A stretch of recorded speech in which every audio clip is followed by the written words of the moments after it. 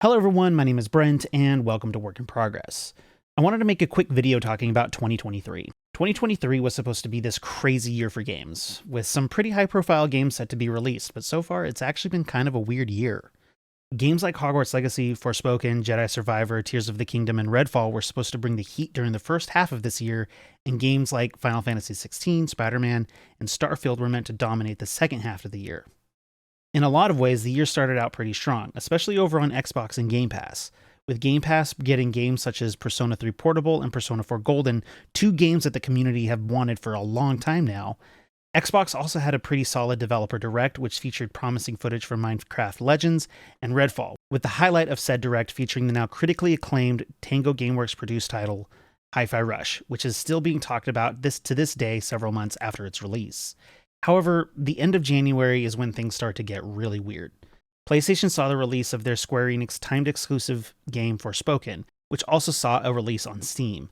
Let's just say that the game was released to less than favorable reviews, and that's putting it lightly.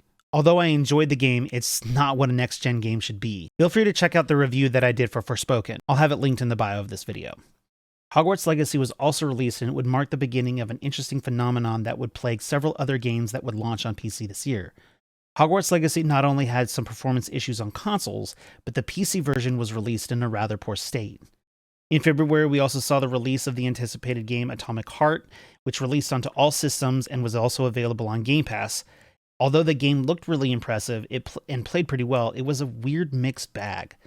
We also saw the release of The Last of Us Part 1 onto PC, and I think we all know how that went.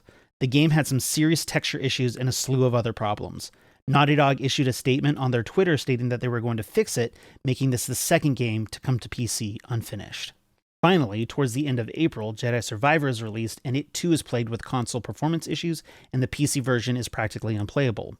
It's a good game though. I'll have a review out for it soon, so here's my obligatory mid-review request for you to subscribe so you can check it out when it comes out. Now that I've talked about some of the games that have come out this year and the weird problems that they were having, I want to backtrack to the beginning of April because now I want to talk about some of the industry news rather than the games itself.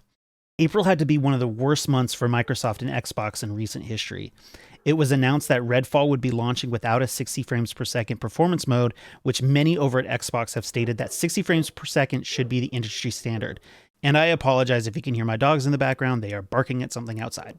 Anyways, the CMA also ultimately decides to block the Activision Blizzard Xbox merger after many believe that it would be accepted.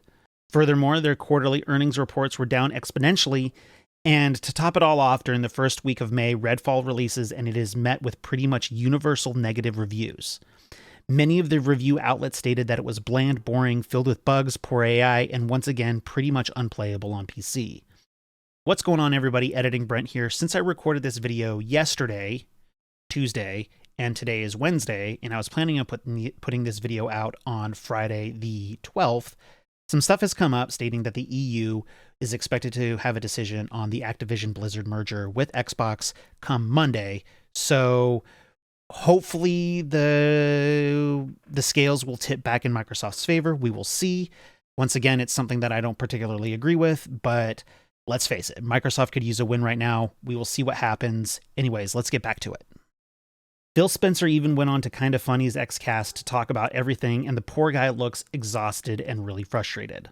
Look, I'm not here to console war, and although I prefer my PlayStation to my Xbox, that being said, both companies are doing things right now that I don't particularly agree with.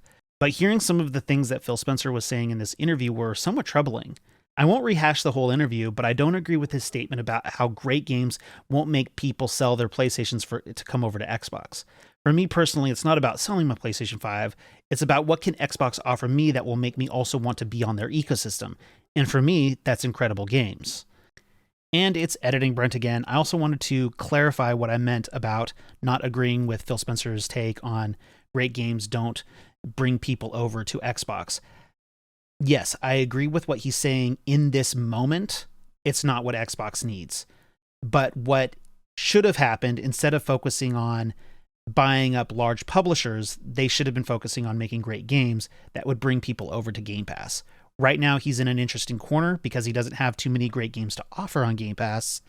So, yeah, right now, great games aren't exactly what Xbox needs, but it's what they should have been focusing on to begin with. Game Pass is great, but as of now, there aren't any games there that I want to play and that I haven't played already. I was really looking forward to Redfall, but after trying it, I was incredibly disappointed. Right now, PlayStation has more games that I want to play, even though this year has been pretty slow in the first-party department. They're doing fairly well in the third-party department, but nothing has been really cool or eye-catching except for Octopath Traveler 2.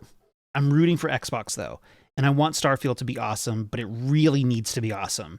In my opinion, if Microsoft is willing to spend close to $80 billion on acquisitions over the course of 5 years for the Xbox division alone, then they have the money to help out the studios that they already have, including Bethesda and ZeniMax, and all the other studios that they have, not just like whatever it is that they're planning on doing with Activision Blizzard. I know a lot of people would argue that they're doing just fine, but there seems to be this mutual consensus that Xbox has this just keep waiting mentality that a lot of people are starting to get fed up with. Anyways, moving on. This year hasn't been without its gems, though. Octopath Traveler 2 has shaped up to be my favorite game of the year so far. Jedi Survivor, despite its performance issues, was also amazing, and Resident Evil 4 Remake was basically perfect in every shape and form. Furthermore, we have Final Fantasy XVI, Spider-Man 2, and Starfield to look forward to as well. There's still hope that this year won't turn out to be a completely weird year. I do find it fascinating that PC hasn't been the superior system this year, with several of the biggest games that are available on PC as well as console having significantly underperformed or not performed at all on PC. Personally, I think the issue that these massive AAA games have gotten way too big for their britches, and even solid PC builds can't keep up anymore. I mean, Jedi Survivor is a whopping 150 gigabyte file size at launch, and the game didn't even work then. So how big do these games need to be in the file size department in order for them to function on PC, or do games need to dial it back a little bit in order for these games to release in a playable state across the board? Let's wrap this up, shall we? As I said at the beginning of this video, this year was supposed to be a huge year for the gaming industry as a whole, with a combination of huge AAA releases and a history-making acquisition. But everything this year, plus or minus a few gems, has come off rather half-baked. I'm not saying that this year has been bad, it's just been really weird. Anyways, what are your thoughts on 2023 in regards to gaming? Let's keep the discussion going in the comment section below. Also, if you enjoyed this video and you want to see more like it, please give us a like and subscribe. It really helps us out a lot. In the meantime, everybody, take care.